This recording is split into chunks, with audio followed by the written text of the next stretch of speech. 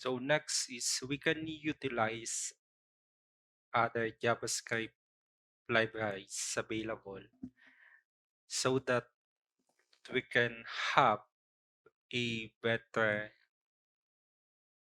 alert, confirm, or prompt dialog dun sa mga application, sa mga web application natin. And then one of those libraries na pwede natin gamitin is the Sweet Alert. Okay, Sweet Alert 2. So, makikita nyo dito, it is stated here na it is an open source JavaScript library. So, open source, ibig sabihin, maliban sa library na siya, the source code of that library is also or can also be is also available. So, kung gusto ninyong gumawa ng modification doon sa mismong source code ng library na yan, you can do that since it is open source. And kung gusto ninyong mag-contribute doon sa repository ng library na yan, you can do that. So, Sweet Alert is an open source library that allows you to replace standard. So, yung standard built-in yun, dialogue with something, yan, mahalaga yan yung pagiging aesthetic and then of course user-friendly no dialogues na ipapakita natin. So unlike the native, so yung built-in yung tinutukoy na alert, confirm, and prompt. So we can have the Sweet Alert library so that magkaroon tayo ng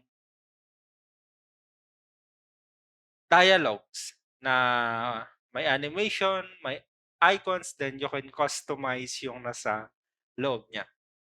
So of course, since it is a library, so we need to add this sa ating project. We can do that by utilizing the CDN or the NPM or just downloading the whole library para kahit offline tayo ay magagamit natin siya. So, nandito kung paano natin siya i-import but ipapakita ko sa inyo kung paano natin siya hahanapin. So, sa browser ninyo, just search for this Sweet Alert 2. Yan. Automatic naman yan na yan. So, nasa first siya sa mga makikita natin. Ayan. So, kapag click natin yan, so mapupunta tayo sa kanyang documentation of course. That is the first thing na kailangan nating puntahan when we are going to use a library. Kailangan nating makita yung documentation kung paano siya gamitin. So, ito yung mga example kung paano natin siya kung ano yung example output, 'di ba? Yan, makikita natin yan. So, meron dito yan and then kung paano natin siya i-implement. Ayan, ayan. So, depende kung ano yung kailangan ninyo. Just visit the documentation of Sweet Alert. So, paano natin siya i-integrate sa ating project? So, let's proceed with the installation. We can use the NPM but if hindi pa kayo familiar sa NPM, you can you can include it using this CDN, using the CDN link na nandito. But kung sa palagay ninyo is during your development, there is a possibility na magiging offline kayo, then CDN is not applicable doon sa magiging situation nyo. So just copy paste this URL, yan. Copy nyo lang yan. And then paste it to another tab. And then automatically, you can right click in this page and then save as so that you can save the code of this library. So save mo yan and then isave mo lang doon sa kung saan yung iyong project file. So for example sa akin, I'm not sure kung nasaan yung akin. Check ko, demo, and then dialog. So for example, nandito sa dialog. So dito ko siya ilalagay. I can name it just, halimbawa, Sweet Alert 2 lang. and then save. Ayan. So, automatically, offline development will now be applicable sa akin. Magiging applicable yon and magiging accessible si Sweet Alert 2. Check natin sa ating project files. Ito na siya, di ba? So, ang gagawin ko na lang na next dyan, kailangan ko siyang i-include sa aking project para magamit ko na siya. So, paano natin yan siya i-add? Skype, yan, SIC, yung pangalan nung library. So, kung pinalitan nyo ng pangalan, tawagin nyo lang. Pwede nyo naman palitan niya. And then, copy-paste nyo lang. And then, paste na ninyo. Diba? So, once na included na siya o link na sa inyong HTML file, and then, you can now start using the Sweet Alert. Ayan. Pakita lang natin. So, ayan na. So, pwede natin subukan. Subukan natin ito. So, yung swal na object and then tatawagin natin yung find na method. Okay, na function. And then provide tayo ng parameter. Makikita nyo yan sa documentation dito. Sa mga examples. Ayan. Yan. So, check natin. Pwede nating i-check. So, for example, dialogues. Dito sa baba. Button. Ayan. Tapos, Sweet Alert checking. Ayan. And then dito sa on-click natin, let's just add yung name of the function. So, ang name ng for example ay sweet. Sweet and sweet. Ayan. So, and then, copy natin yan. Dito tayo sa ating JavaScript code. Close ko lang. Close ko yan. And then, gawa tayo ng, and then minimize ko muna ito.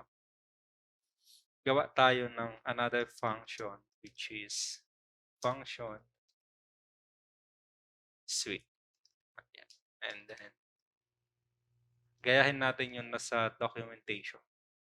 Ito. So, copy-paste ko na yan. And then, paste yan. Swal.fire. Tapos, ito yung lalabas na message. Save. Lipat sa ating output. Load. Click. Ayan. So, gumana na yung ating Sweet Alert 2. And then now, we can type yung iba't ibang type ng messages na pwede natin ilagay dito. So, for example, ito, copy ko lang. And then, lipat ako dun sa aking code. Yan. I-paste ko. Ayan. So, kapag kinlik ko yan, hello, click, ayan. So, pwede natin palitan yan. Halimbawa, ito ay yung name ng app mo. Halimbawa, ay the better. Ayan. Tapos, lagay mo dyan. Halimbawa, tinatanong mo siya ay registration success. Ayan. And then, lagyan mo dito ng, for example, sa halip na question, gagawin mo, success. Ayan. And then, i-load natin. Check. Okay. Success. Halimbawa, may mali. So, palitan mo lang yung icon na. Then, i-load mo. Tick mo. Ayan. Magbabago yung icon. Halimbawa, warning lang. I-load mo. Click. Ayan. So, you can change the value of icon, the text, and then the title. So, mapapansin ninyo, object siya. No? So, ito yung property, and then ito yung mga values. Just make it sure na they are separated by a comma. So, paano natin ngayon yan? Tingnan natin. Paano natin ngayon yan? So, mamaya yan toast. Paano natin ngayon yan i-apply doon sa ating code kanina? Di ba? Dito sa ating registration. So, pwede ba nating palitan itong mga ito na sa halip na alert lang yung gagamitin natin, pwede tayong mag-integrate ng suite alert. Subukan natin. So, for example, sa halip na alert yung ilalagay ko dito, pwede ko na siyang palitan ng swal.fire. Tingnan natin. So, kung ano yung magiging problem natin. So, swal.fire, tapos tanggalin natin yan. Ayan. Una, kailangan daw natin lagyan ng title. Commonly, ang title ay kung ano yung page, kaya kung ano yung name ng application. So, for example, ito ay registration. Ayan. Tapos, ang text, tama ba? Text yung kailangan. Text, yes. Is yung message, di ba? Please provide all the needed information. And then, next ay yung, ano yung next natin? Icon. So, icon, of course, dahil hindi successful, error yung ilalagay natin. Check lang natin kung ano yung magiging effect na nakamodel tayo tapos maglalabas tayo ng suite alert. Reload natin and then click natin yung registration. Lagyan natin ng laman. Yung isa ay wala. Submit. Okay. So, medyo may problem. Medyo may problem dito sa part ng showing ng window. Diba? Ano kaya yung pwede nating maging solution dito? Dahil nakamodel itong isang window na to, so yung isa, nasa ilalim niya talaga. So, check natin ngayon. So, pwede, paglabas nito, i-close muna natin yung model natin. Pwede yan. I-close natin yung model natin. Subukan nga natin. So, document dot get element by ID. Yan.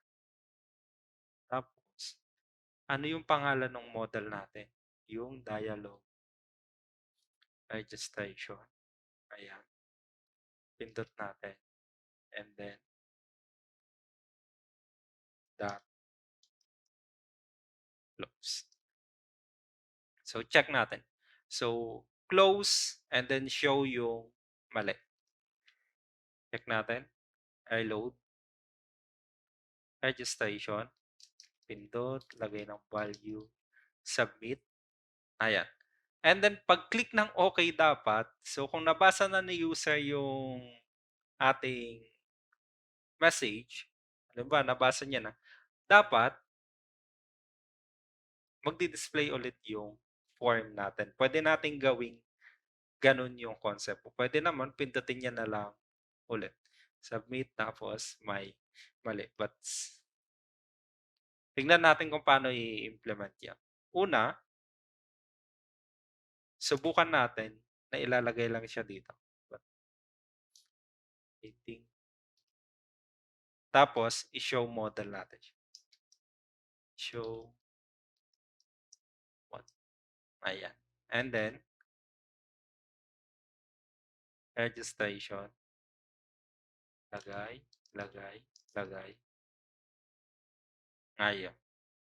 So, ibig sabihin, hindi siya pwede na magkasunod dahil continuous yung pagbasa. But, we can use the concept of, although this is not yet discussed sa inyo, but we can use the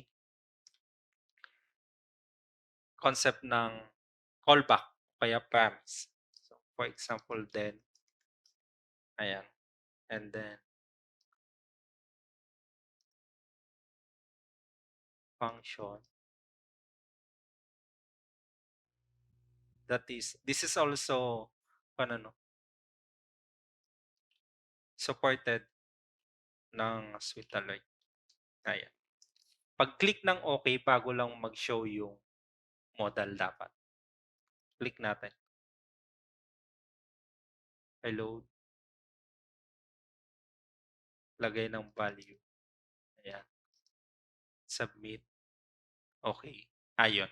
So gano'n dapat yung concept niya. So dito yung you can do your further hiding sa callbacks and then promises ng JavaScript. Ito yung pinagana natin dito, which is supported ng Sweet Alert. But ganito lang dapat yung i-discuss ko. Pinakita ko lang sa inyo na that is also applicable yung ganong concept. Kasi nga magkakaroon ng problema doon sa level nung showing. 'Di ba nakita ninyo kanina na sa ilalim yung kapag ganito ay kapag dinisplay natin. Yan. Tapos, reload natin. Ayan, nandun siya sa ilalim. So, we need to close the dialog first and then i-display natin yung alert. And then once na na-okay na ni user, then doon lang natin siya i-display ulit. And then the code for that is we need to implement the concept ng promise sa JavaScript. But moving on, so yan yung pwede nating gamitin. And then for example, ano pa yung mga pwede nating gamitin sa Sweet Alert? Madami yan. Ito na yun. Yung halimbawa, yan o, click natin yan. Yung may mga option. So, papasok talaga dito yung concept ng ano to? Yung concept ng ito ng callback functions. Ito. Yung pinakita ko kanina sa inyo. Kapag kinopy natin yan, ayan, copy natin. Tapos, sa code natin, for example, hindi niya i-display muna ito. Tatanungin niya muna si user kung gusto niya ba talagang i-submit yung kanyang registration. Paste natin dyan. Ayan. So, tanggalin ko muna ito. Tignan ninyo, kinopy-paste ko lang siya. So, syempre, kinopy-paste ko, i-edit ko na lang. So, do you want to, halimbawa, submit your registration?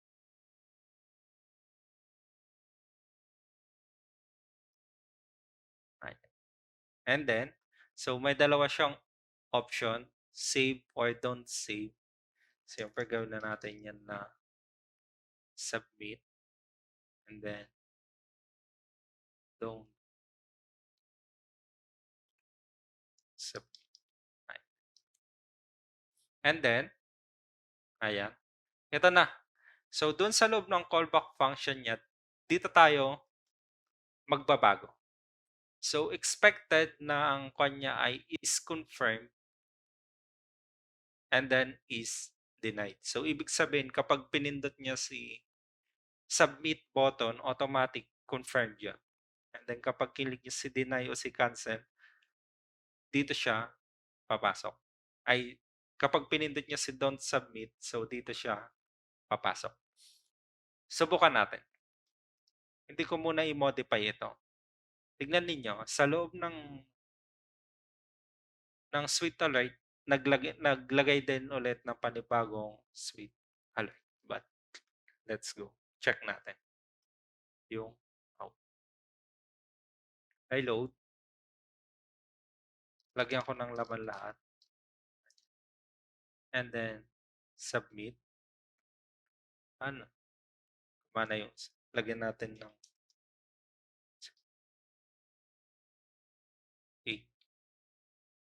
Then, sub okey. So, kailangan ko pala siyang i-close muna. Balikan natin. Ito. Yeah.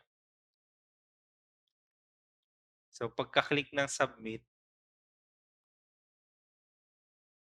iko-close ko na yung dialog ko para display yung sweet alert ulit.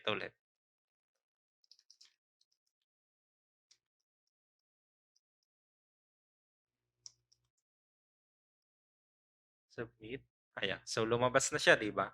So, do you want to submit your registration? Yan ay makikita ninyo sa title.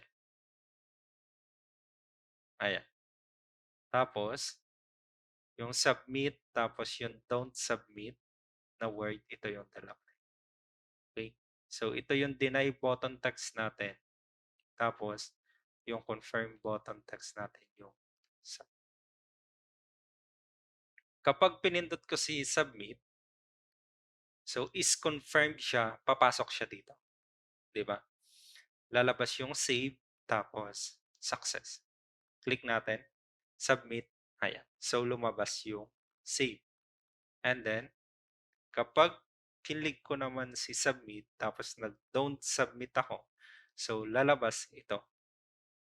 Pupunta siya sa else if, lalabas si changes are not saved, and then lalabas itong message na ito. Kapag pinindot ko naman ay si cancel, pindot, save, cancel. So, since wala siya dito, wala yung option, so mag-hide lang yung ating alert message. Okay? So, ito, pwede nyo lagyan yan ng icon. Of course, palagi naman pwedeng may icon. Halimbawa, question, kasi nagtatanong tayo. And then, check natin.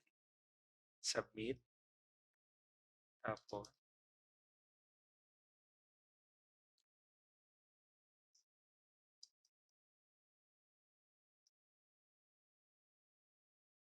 submit. Ayan. So, magkakaroon siya ng icon. Kung mapapansin ninyo dito, iba yung pagkaka-declare niya, di ba? Yung una nating ginamit ay ganito dapat. Naka-object. Yung halimbawa, yung text. Ito.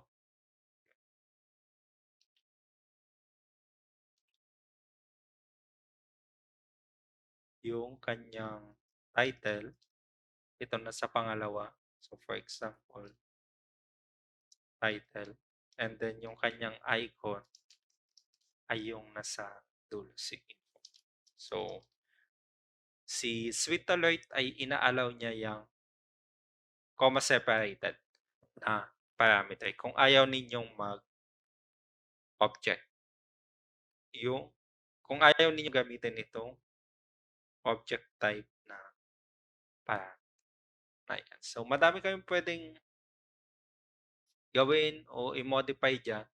So, aside from this sa mga message, we can also utilize the toast. Okay, yung toast ay yung palagi natin nakikita minsan sa mga phone natin na yung maliit na block ng message na lumalabas. Okay? O kaya yung sa mga site na binivisit natin. Check natin dito. Yung kanyang implementation ng toast. So, search natin. And then, ito. Colored toast. And then, dito yun sa baba. Loading pa siya. At kapag nag-load na yan, makikita natin yung mga example ng toast na, ayan, yung mga ganito. So, yung mga pop-up messages na within span of time ay nag-hide na din. So, yan yung tinatawag nating toast. So, paano natin i-implement ang isang toast sa JavaScript. Of course, ay using the sweet alert. Paano natin siya? Kung gusto natin siyang i-implement o i-add doon sa ating JavaScript code. Hintayin lang natin mag-load itong sandbox. So, makita natin yung example kung paano siya gamitin. And then, i-apply natin mamaya doon sa ating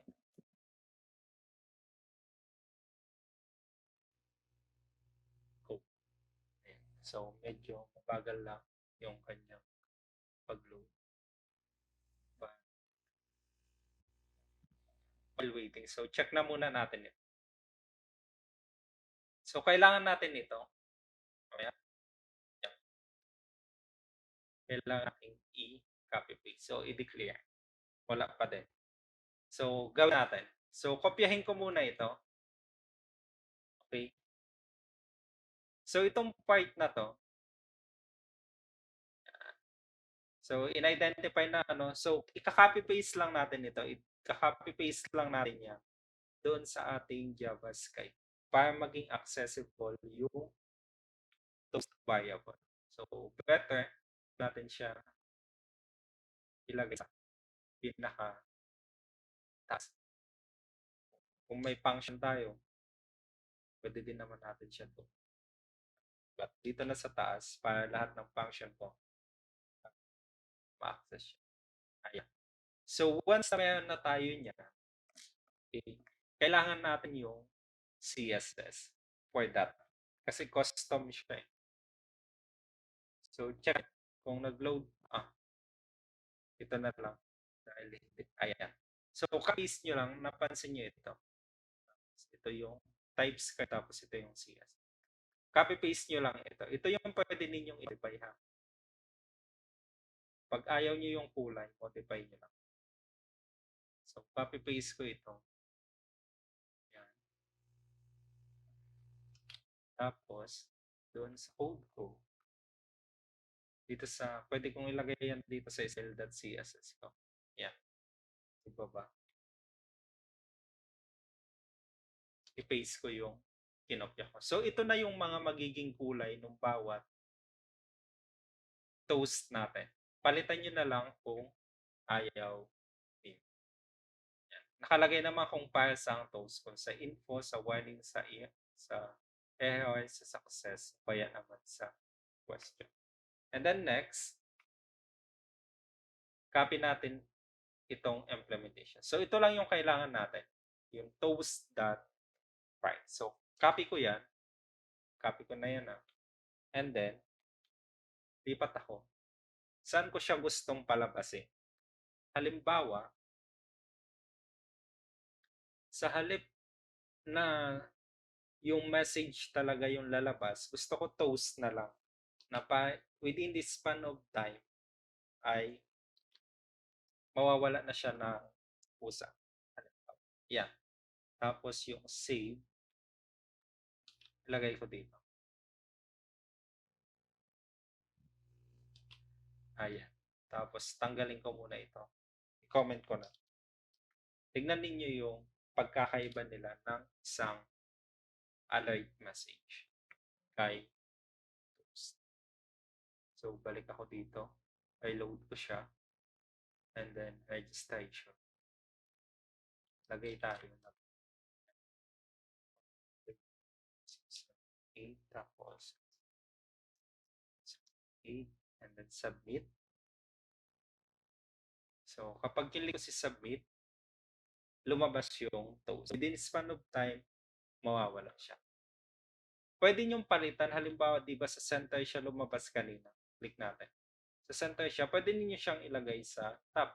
Just modify the location nito. Naka-position siya. So, top. And then, para mapunta siya sa taas. Yan. Guy.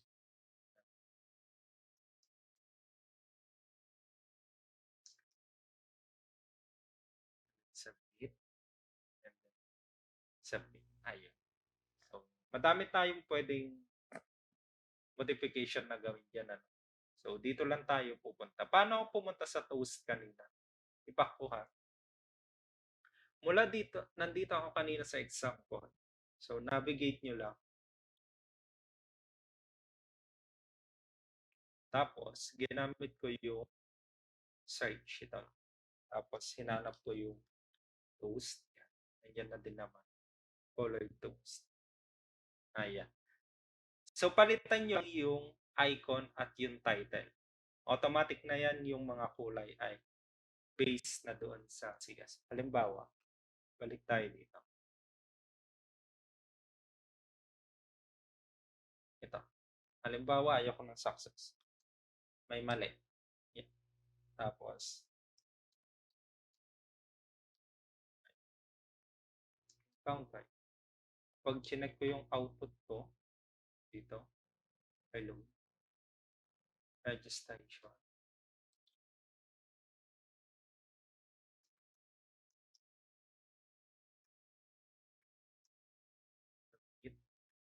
Ayun naman yung lalabas. Kung halimbawa gusto niyo naman ay info lang, so palitan info, tapos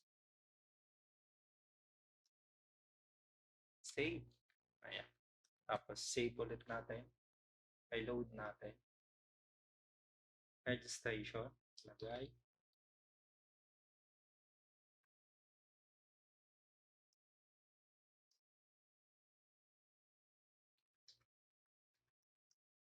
And then submit. Submit. Ayan. So, blue naman siya. So, imo-modify lang natin ito, yung icon, and then also the title. Ang gagamitin natin ay toast.fire. Yung kanina naman ay swal.fire. Pwede lang natin gamitin si toast.fire kapag na-declare na natin ito. Yan ay kinopy-paste ko lang dito sa documentation. Ito. Kay app.txt. Then, kinopy ko yung CSS na pwede nating palitan kung gusto natin. Tapos, nilagay ko dito sa CSS. Ay. So, yan si Sweet Alert. And that's